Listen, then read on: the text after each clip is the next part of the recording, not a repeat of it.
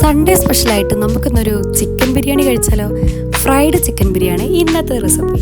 അപ്പോൾ നമുക്ക് ഈ ഒരു ഫ്രൈഡ് ചിക്കൻ ബിരിയാണിയുടെ കൂടെ ഫ്രൈ ചെയ്ത ചിക്കനും കൂടി ഉണ്ടെങ്കിൽ എക്സ്ട്രാ സ്പെഷ്യലാണ്. എനിക്ക് എന്തായാലും നല്ല ഇഷ്ടമാണ് ഈ ഒരു ചിക്കൻ ബിരിയാണി. നിങ്ങൾക്കും ഇഷ്ടമല്ലേ? അപ്പോൾ നമുക്ക് എന്തായാലും ബിരിയാണി ഉണ്ടാക്കാനുള്ള പരിപാടി തുടങ്ങിയാലോ? ഫസ്റ്റ് തന്നെ ക്ലീൻ ചെയ്ത് വെച്ചിട്ടുള്ള ചിക്കൻ എടുക്കുക.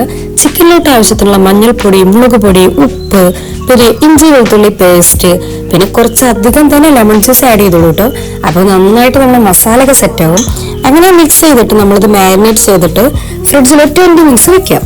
പിന്നെ അതെടുത്ത് അതിന് ശേഷം നമ്മളൊരു പാൻ എടുക്കുക. പാനിലോട്ട് നമ്മൾ ആവശ്യത്തിനുള്ള ഓയിൽ ഒഴിച്ചിട്ട് ഫ്രൈ ചെയ്തിട്ട് ഉള്ളി മാറ്റി വയ്ക്കാം. പിന്നെ അതേ പാനിൽ നമ്മൾ ഈ ചിക്കന് നല്ല ഡീപ്പ് ഫ്രൈ ആയിട്ട് എടുക്കുക.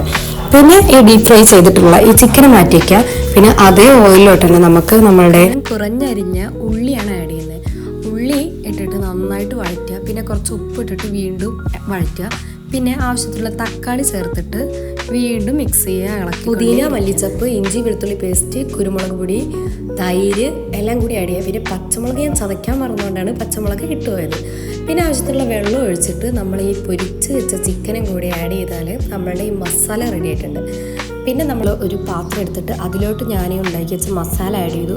പിന്നെ ഗീ റൈസ് സെറ്റാക്കി വെച്ചിട്ടുണ്ടായിരുന്നു. അപ്പോൾ ഗീ റൈസും പിന്നെ മല്ലിച്ചപ്പ്, പുതിന എല്ലാം ഇടുന്നു. പിന്നെ നമ്മൾ ഫസ്റ്റ് മാറ്റി വെച്ച ഫ്രൈഡ് ഓനിയനും പിന്നെ കുറച്ച് കിസ്മിസും കൂടിയിട്ട് നമ്മൾ മേലെ വെച്ച് ദം ചെയ്യുക. പിന്നെ കുറച്ച് കഴിഞ്ഞ് ദമ്മൊക്കെ പൊട്ടിക്കുമ്പോൾ ഒരു പ്രത്യേക സ്മെല്ലാണ്. അങ്ങനെ നമ്മുടെ ഈ ഒരു ഫ്രൈഡ് ചിക്കൻ ബിരിയാണി റെഡി ആയിട്ടുണ്ട്. അപ്പോൾ ഇത്രയേ ഉള്ളൂ, നമ്മുടെ Sunday special fried chicken biryani ready ആയിട്ടുണ്ട്.